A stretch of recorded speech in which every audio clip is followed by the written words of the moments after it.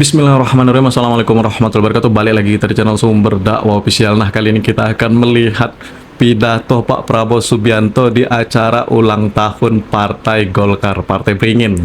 Oke, ini sangat menarik sekali, tentunya sangat sayang untuk kita lewatkan full daging dengan gaya yang menarik yang tidak membosankan Allah Pak Jenderal. Oke, tanpa berlama-lama langsung kita lihat videonya. Bismillahirrahmanirrahim. Let's go. Bismillahirrahmanirrahim.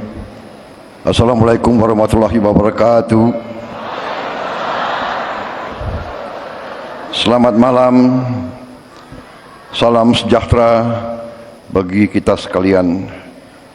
Shalom, salve, om swastiastu. Namo Buddhaya, salam kebajikan. Rahayu Rahayu. Yang saya hormati Wakil Presiden Republik Indonesia Saudara Gibran Rakabuming Raka, Wakil Presiden ke-10 dan ke-12 Bapak Muhammad Yusuf Kalla, Ketua Umum Partai Golongan Karya Saudara Bahlil Laha Dalia, Ketua MPR RI Saudara Ahmad Muzani, Ketua DPR RI Ibu Puan Maharani yang saya hormati, para ketua umum partai politik yang hadir, Ketua Umum Partai Amanat Nasional Saudara Zulkifli Hasan,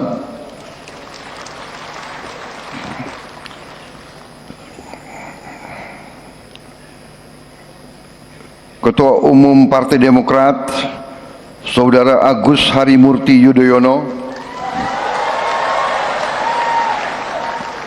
Ketua Umum Partai Kebangkitan Bangsa Saudara Muhaimin Iskandar,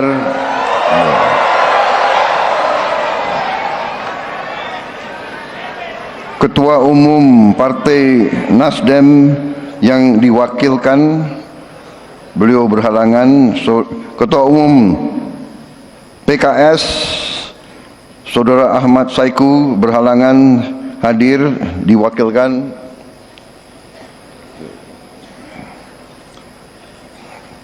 Ketua Umum Partai PSI Saudara Kaisang Pangarep berhalangan hadir, diwakilkan.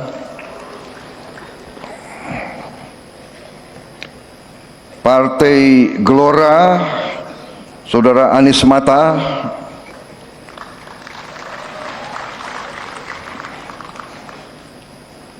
sekalian di absen gitu.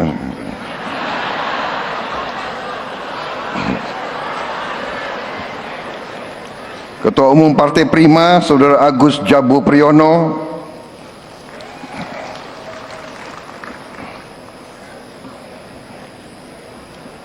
kebetulan pakai baju yang bagus malam hari ini.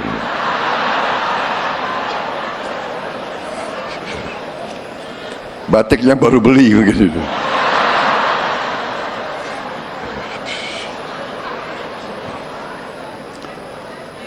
Ketua Umum Partai Garuda Saudara Ahmad Riza Sabana,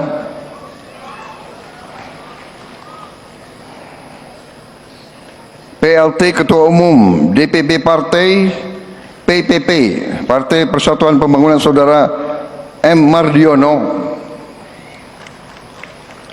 tokoh-tokoh Partai Golongan Karya, kawan-kawan saya.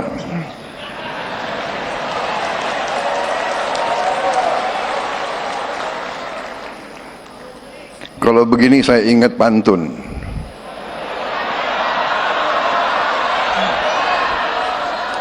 Satu dua cempaka biru, tiga empat dalam jambangan. Kalau mendapat kawan baru, kawan lama dilupa jangan.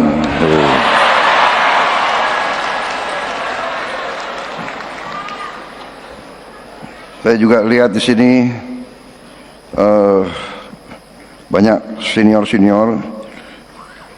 Ketua Dewan Kehormatan Saudara Abu Rizal Bakri,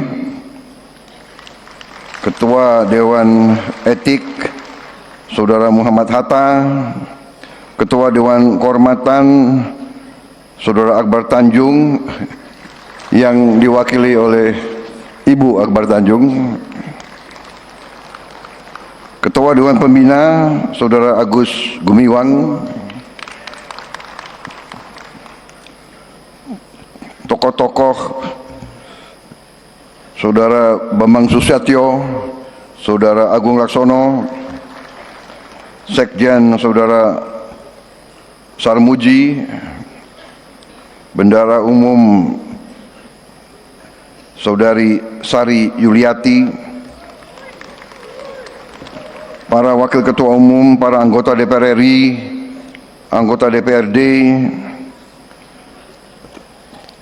provinsi dan kabupaten kota yang hadir, para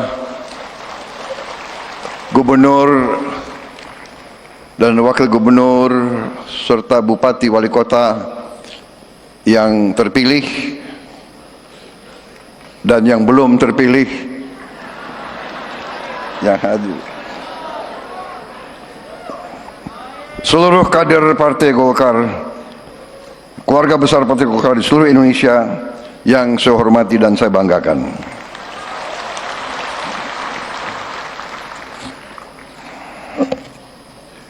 Saya kira kabinet Merah Putih yang hadir tidak akan saya sebut satu persatu, ya kan? Tanpa mengurangi rasa hormat. Soalnya banyak sekali di sini.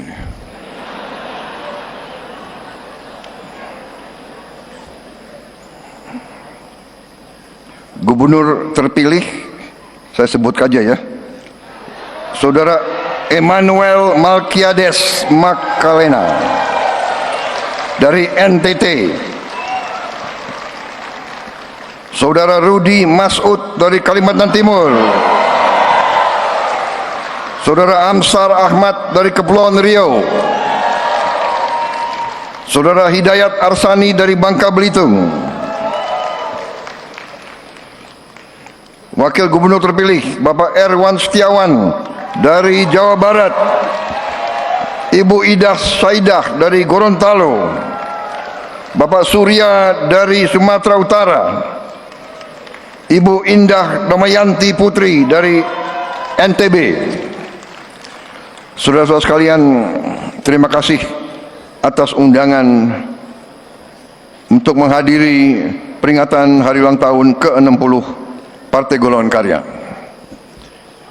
Saya sering hadir acara peringatan hari ulang tahun Partai Golkar, sering. Tapi sekarang rasanya agak berbeda. Karena sekarang saya hadir sudah sebagai Presiden Republik Indonesia.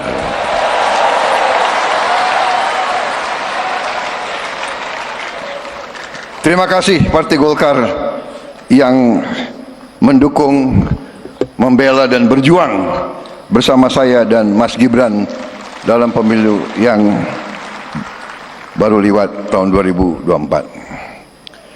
Saudara-saudara sekalian, saya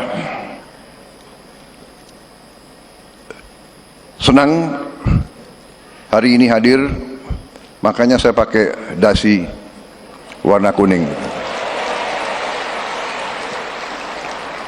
Saya juga punya jaket warna kuning tapi sudah kekecilan.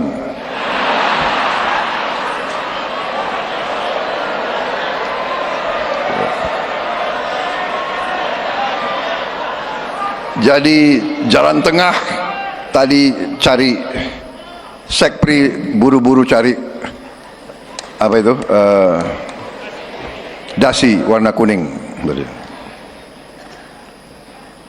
Saudara-saudara sekalian,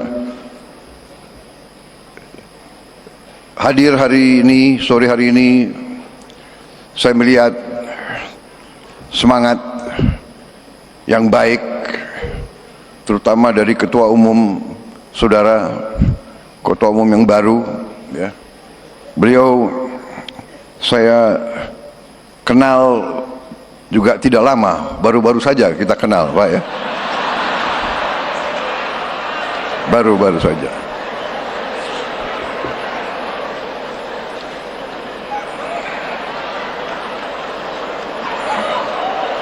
Karena waktu 2019 sepertinya saudara berada di tim yang lain gitu.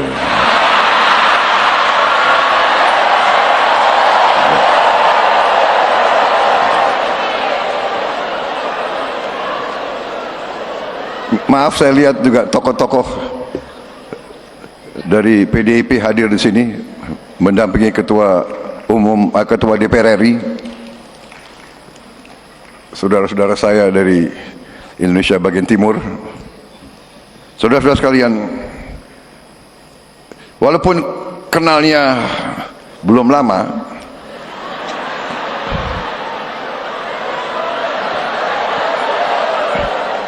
tapi saya harus akui, saya terkesan sama saudara Bahlil, terkesan, benar. Beliau, saya lihat gerak-geriknya,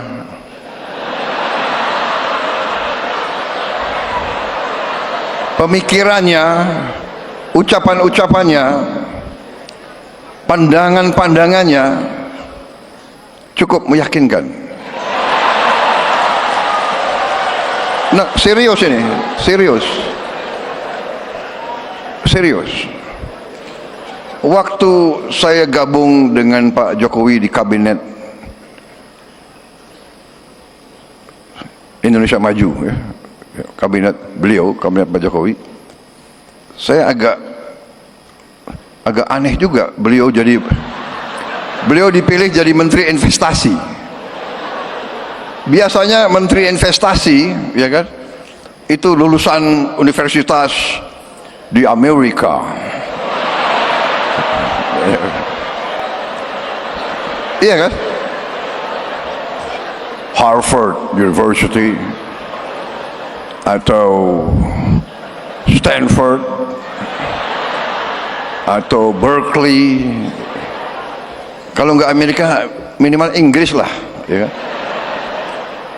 Oxford University, Cambridge, atau Sorbonne. Saya sendiri pernah di Harvard, tapi ke toko buku. Kalian kan shock juga ya, kapan Prabowo ke Harvard? Saudara-saudara sekalian, enggak benar, ini serius.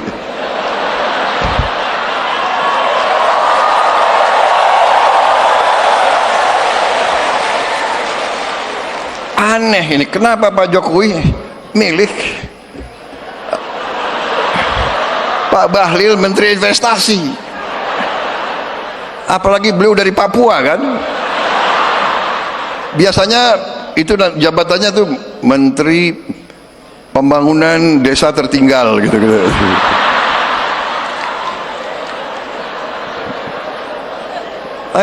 Beliau pilih Menteri Investasi. Waktu saya ketemu, saya tanya, Pak Bahlil, Anda pelan-pelan saya nanya, nggak enak, tersinggung. Pak Bahlil, Anda lulus dari universitas mana? Pak, universitas saya nggak ada di Google, katanya.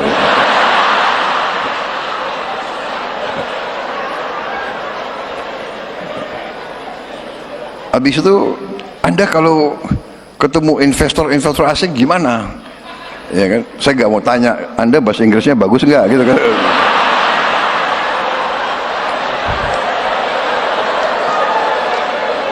Dia bilang ke saya, Pak, nggak ada masalah Pak itu pengusaha pejabat dari Korea juga nggak bisa bahasa Inggris, dia bilang gitu. Dari Jepang juga nggak bisa bahasa Inggris. Jadi saya punya 4 penterjemah, dia bilang. 1 bahasa Inggris, bahasa Jepang, bahasa Korea, bahasa Jerman. Jadi kemana-mana penterjemahnya pinter juga orang ini. Pinter juga. Walaupun universitasnya nggak ada di Google, ternyata saya lihat boleh juga orang ini.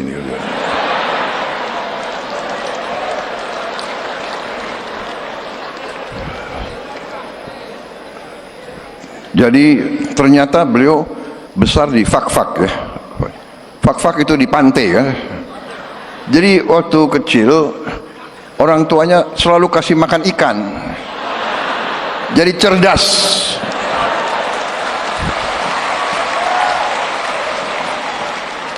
Dan saya, walaupun sebentar, saya lihat dan saya saksi bagaimana beliau beroperasi.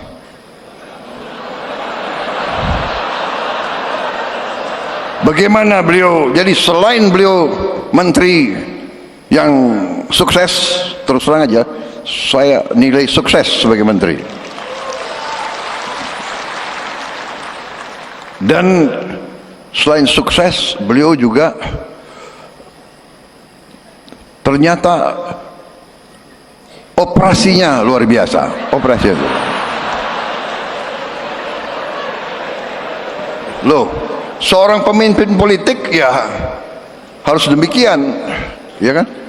Mengerti masalah politik, mengerti ekonomi, mengerti kenegaraan, mengerti operasi.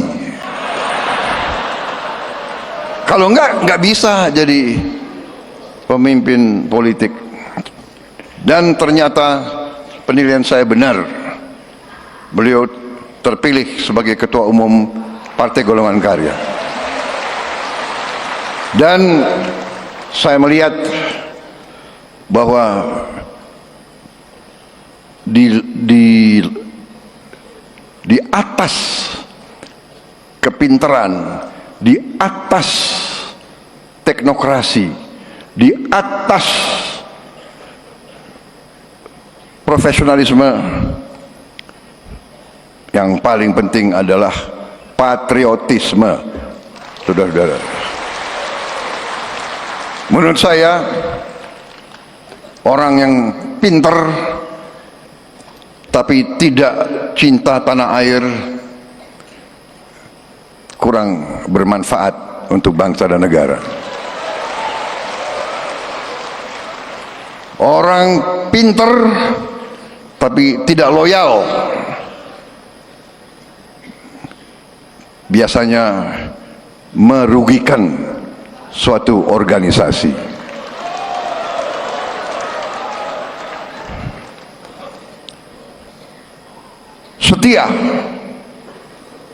Setia gampang diucapkan, sulit untuk dilaksanakan.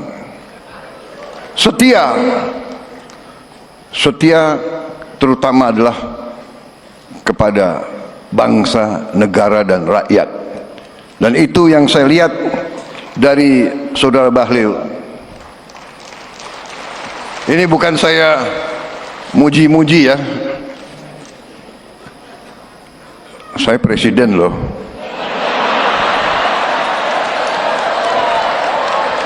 Saya enggak, benar, saya tidak muji-muji, tapi saya katakan yang saya lihat dari perkenalan saya yang tidak lama, saya lihat hati beliau merah putih.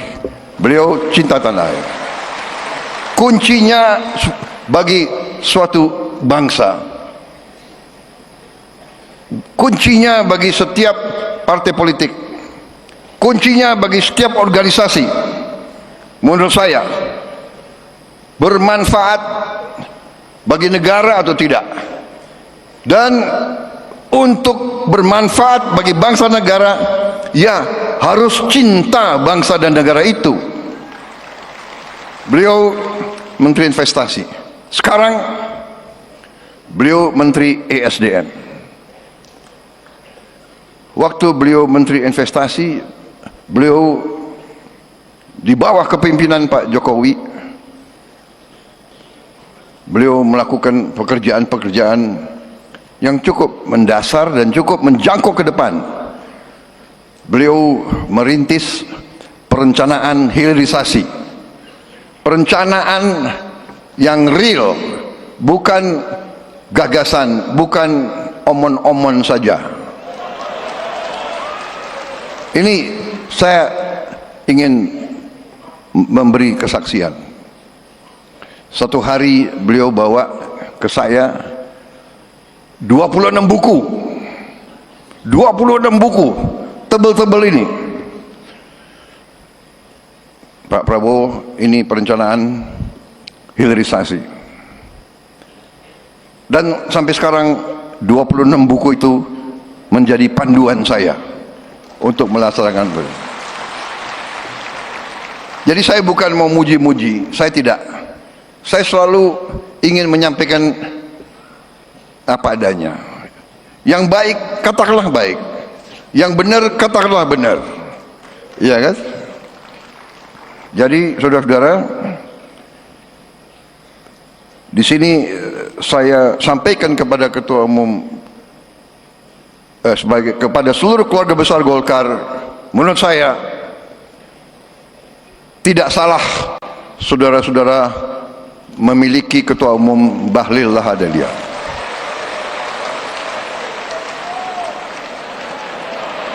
Memang saya setuju, golongan karya ini gudang orang-orang hebat.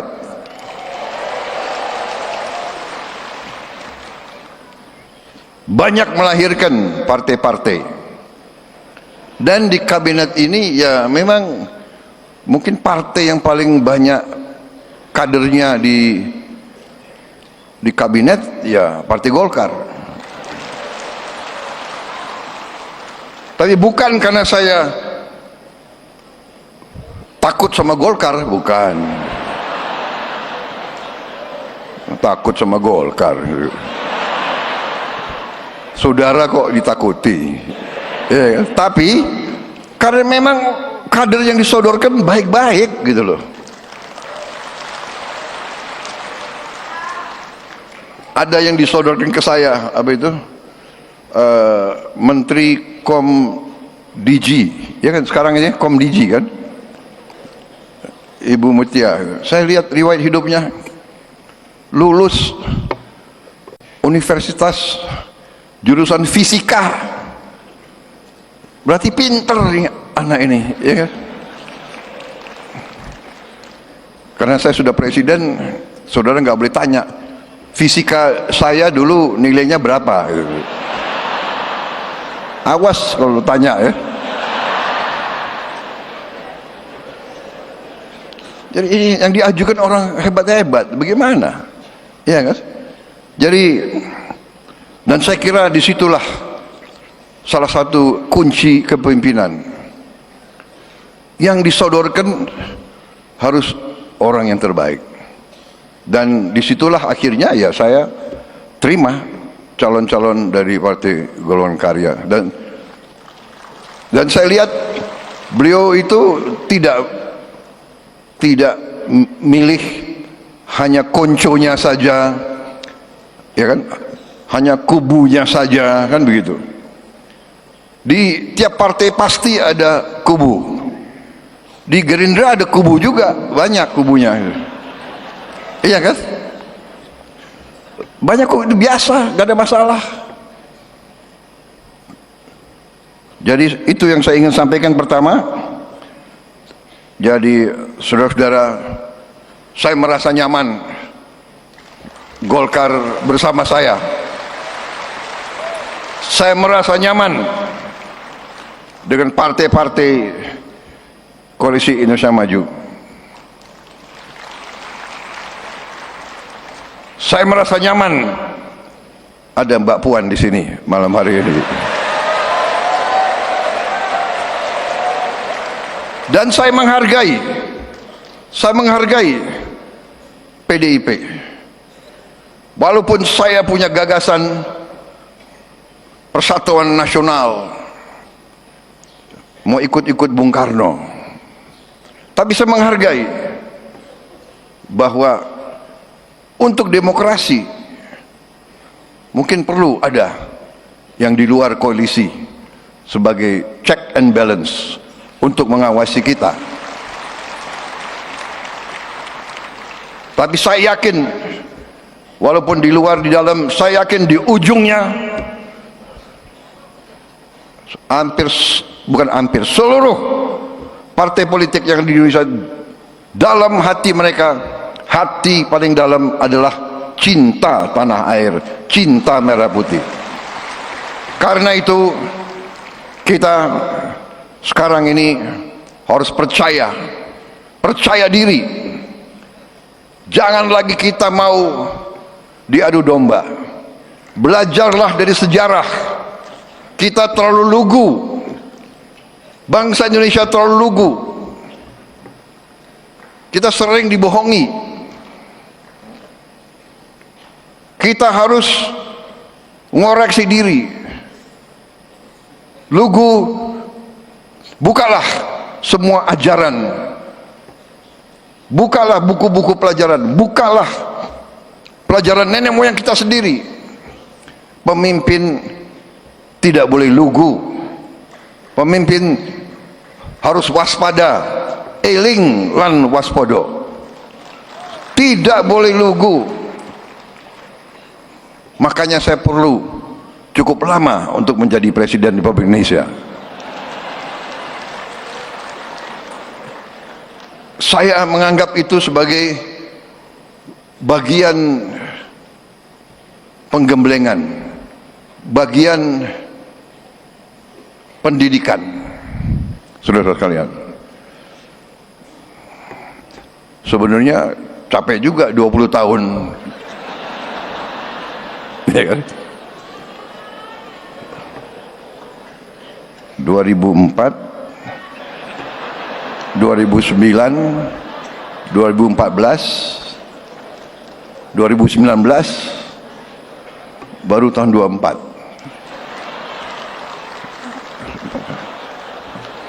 Tapi mungkin itu yang membuat perjalanan itulah yang harus saya tempuh. Jadi saudara-saudara, ini terutama yang kemarin di pilkada belum terpilih, benar disampaikan ketua umum kalian, jangan pernah menyerah, jangan pernah patah hati, ya.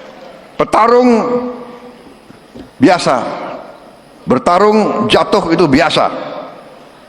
Yang tidak biasa adalah setelah jatuh berdiri lagi, bertarung lagi, saudara-saudara. Jadi ini pelajaran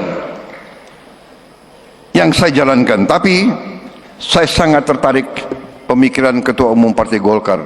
Menurut saya hari ini yang paling penting yang disampaikan Ketua Umum Partai Golkar tadi, bahwa kita semua merasakan demokrasi kita yang kita jalankan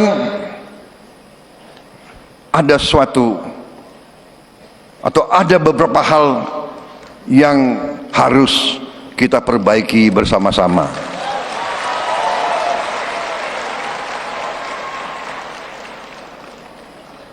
Menurut saya kita harus perbaiki sistem kita, dan kita tidak boleh malu untuk mengakui bahwa kemungkinan sistem ini terlalu mahal. Betul. Dari wajah yang menang pun saya lihat lesu juga. Yang menang lesu, apalagi yang kalah.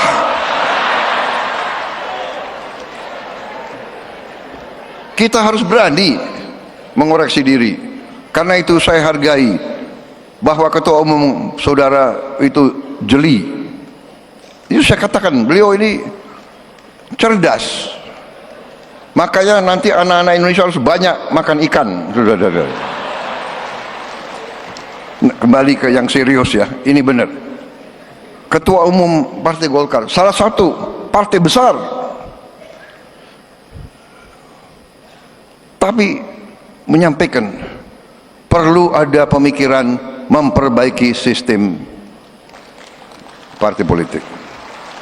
Apalagi ada Mbak Puan, kawan-kawan dari PDIP, kawan-kawan partai-partai lain, mari kita berpikir, mari kita tanya, apa sistem ini berapa puluh triliun habis dalam 1-2 hari dari negara maupun dari tokoh-tokoh politik masing-masing. Ya kan? Saya lihat negara-negara kita, tetangga kita efisien, ya, Malaysia, Singapura, India, sekali milih anggota DPRD, sekali milih, ya sudah, DPRD itulah yang milih gubernur, milih bupati.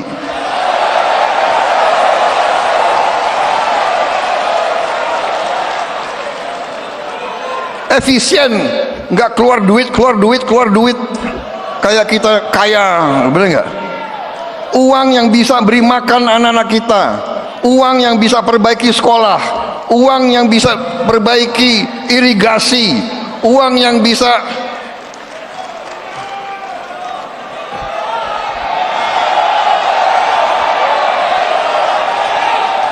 ini sebetulnya begitu banyak ketua umum partai di sini, sebenarnya kita bisa putuskan malam hari ini juga. Gimana?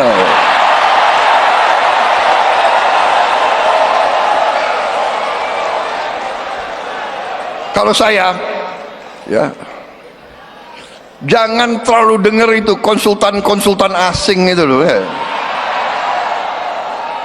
Saya sekali lagi, saya tidak mau mengajak kita untuk anti orang asing, tidak. Tapi belum tentu mereka mikirin kita kok, ya kan? Hah? Ya kan?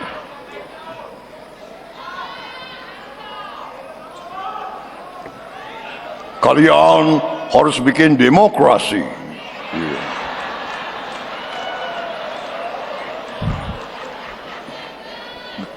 Sebaiknya kalian kalau bisa tiap 3 bulan pilkada. Belum tentu dia, iya kan? Jadi saudara-saudara, tadi saya kira acara malam ini ya bagus, tadi tari-tari gitu, saya suka juga itu. Tapi ini tadi sesuatu yang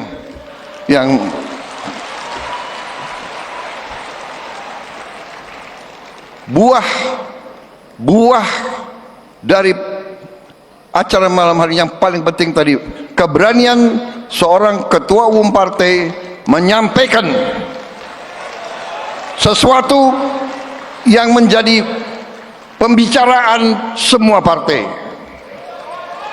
Benar nggak ketua umum partai, benar nggak? Kalian kembali dari pilkada kapok nggak? Benar nggak? Yang menang yang kalah begini semua.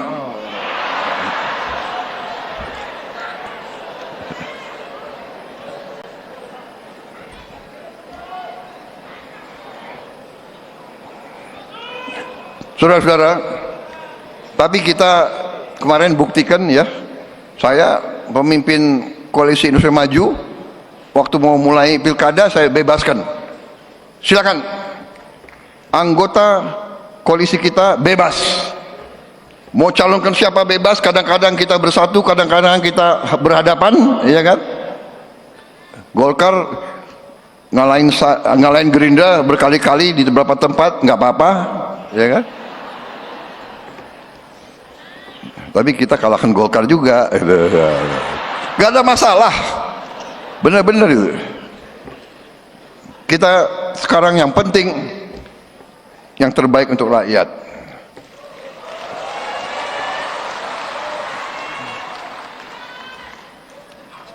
Saya kira cukup ya sambutan saya.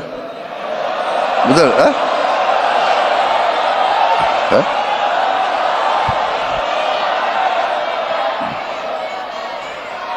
nggak bosan kalian dengar?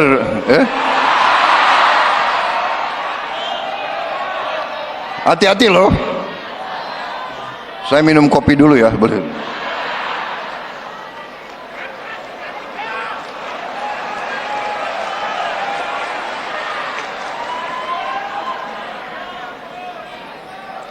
Risiko kalian ya, kalian. Tapi saudara-saudara, inti-intinya sudah saya sampaikan berkali-kali. Kalian sudah tahu. Saudara-saudara, dunia tidak sedang baik-baik saja. Geopolitik negara-negara besar ini sedang tegang. Sedang mau, kita bersyukur kita non-blok, kita bebas aktif, kita tidak mau ikut kemana-mana, tapi tetap kita harus waspada. Kita tidak boleh pecah, kita tidak boleh diadu domba. Kita menjaga kerukunan antara umat agama, kerukunan antara suku, kerukunan antara kelompok etnis, kerukunan antara ras.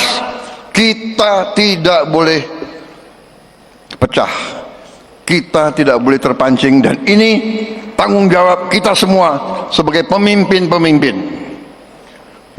harus memberi contoh. Dan kita bersyukur bahwa kita sekarang berada dalam kondisi saat ini. Kita harus sadar, perdamaian bukan hadiah dari langit. Perdamaian adalah upaya yang sulit. Saudara lihatlah berita tiap hari tiap malam, bagaimana sebuah negara bisa hancur, bisa pecah, puing-puing, habis kota, habis peternakan, habis kehidupan, karena tidak arifnya para pemimpin. Saudara-saudara sekalian, tidak semua negara dan tidak semua kekuatan di dunia beritikat baik. Untuk itu kita harus waspada.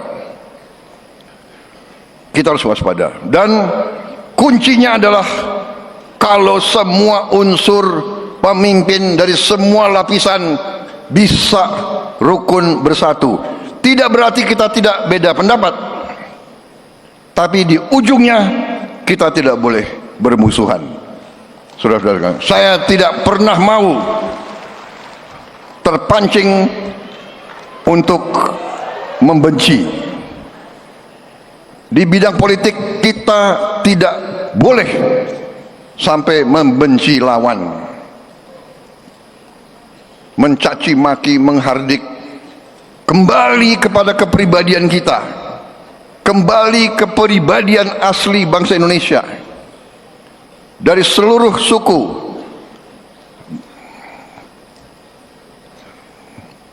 kita diajarkan oleh nenek moyang kita, iya kan? Bermusyawarahlah, berundinglah, mikul dhuwur mendem joro. Yang negatif kita tanam, yang baik kita angkat. Itu rumus saya kira. Tidak mungkin hubungan antara manusia, hubungan antara kelompok, tidak mungkin tidak ada selisih, tidak mungkin tidak ada salah ucap, tidak mungkin ada salah tindak, tidak mungkin ada salah sangka, tidak mungkin. Dan waspada terhadap teknologi. Belum tentu teknologi 100% membawa kebaikan. Sosmed, saya kadang-kadang kaget juga, apalagi ini, ya kan? Prabowo menghardik siapa, ya kan? Prabowo memaki-maki, nggak ada. Saya lihat, waduh, di mana? Saya cek, rupanya hoax. terlalu gampang bikin hoax, terlalu gampang bikin fake news.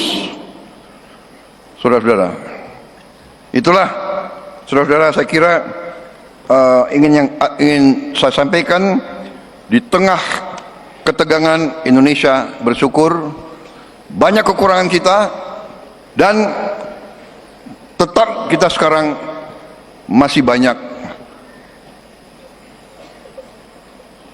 PR, masih banyak rintangan harus kita atasi. Kekayaan kita masih banyak yang bocor. Saya mengajak kita semua bersatu. Saya disumpah di depan perwakilan rakyat, di depan rakyat Indonesia, dan di hadapan Tuhan yang Maha Besar. Saya disumpah, saya bersama saudara Wakil Presiden disumpah untuk menjalankan Undang-Undang Dasar dan untuk menjalankan undang-undang. Jadi kalau ada pelanggaran hukum, ya, tidak ada pilihan lain, saya harus tegakkan hukum. Saudara-saudara, jadi saya menghimbau, menyampaikan kepada semua unsur, istilahnya yang pernah menyimpang, kembalilah ke jalan yang benar, jalan yang lurus.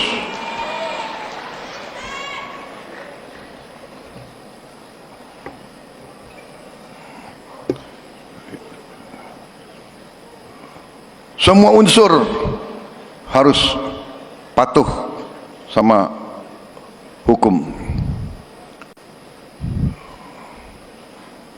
Saya melihat laporan-laporan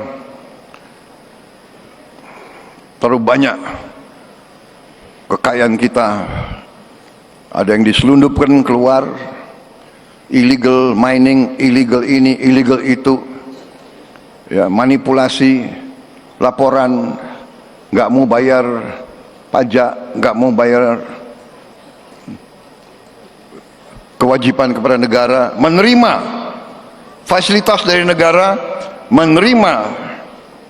memanfaatkan milik rakyat, tapi tidak memenuhi kewajibannya, akan kita hentikan.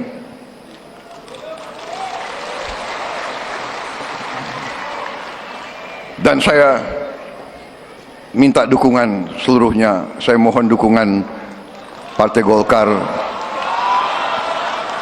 saya minta dukungan semua partai.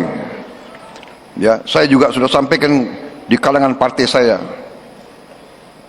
Gerindra, jangan karena kau merasa Gerindra kau berbuat menyimpang, berbuat seenaknya, kau berharap Gerindra akan melindungi kau. Tidak.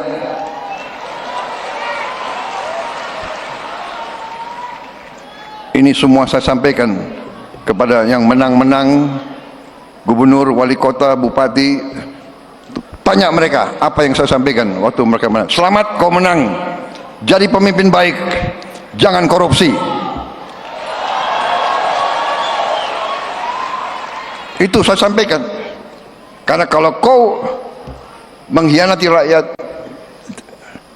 maaf, saya yang akan pertama menindak saudara-saudara sekalian. Itu saya sampaikan ke partai saya. Karena pasti tiap institusi ada yang baik dan ada yang tidak baik. Ya, semua institusi, jangan kita khawatir. Jangan ada loyalitas jiwa kors yang keliru. Kita mau lindungi anggota kita padahal dia salah. Seluruh institusi bisa berkorban. Jadi itu saudara-saudara, saya terima kasih dukungan saudara-saudara sekalian. Marilah kita berbuat sejarah yang baik. Saya sampaikan berkali-kali, harimau mati meninggalkan belang, gajah mati meninggalkan gading. Kita nanti dipanggil Tuhan, yang kita tinggalkan hanya nama kita.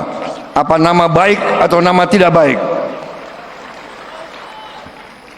Sebelum bertindak, ingat selalu nama baikmu. Ingat istri dan anakmu.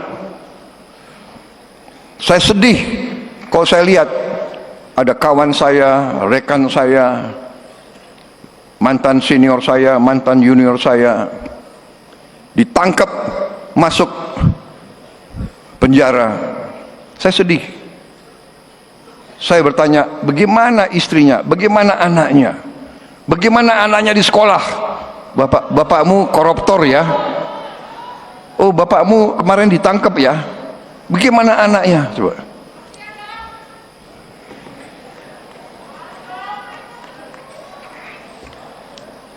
Ini masih ada 18 poin lagi, tapi sudah. Wassalamualaikum warahmatullahi wabarakatuh. Dah, betul kalau kata Pak Prabowo Subianto. Jadi untuk para koruptor coba dipikirkan baik-baik lah.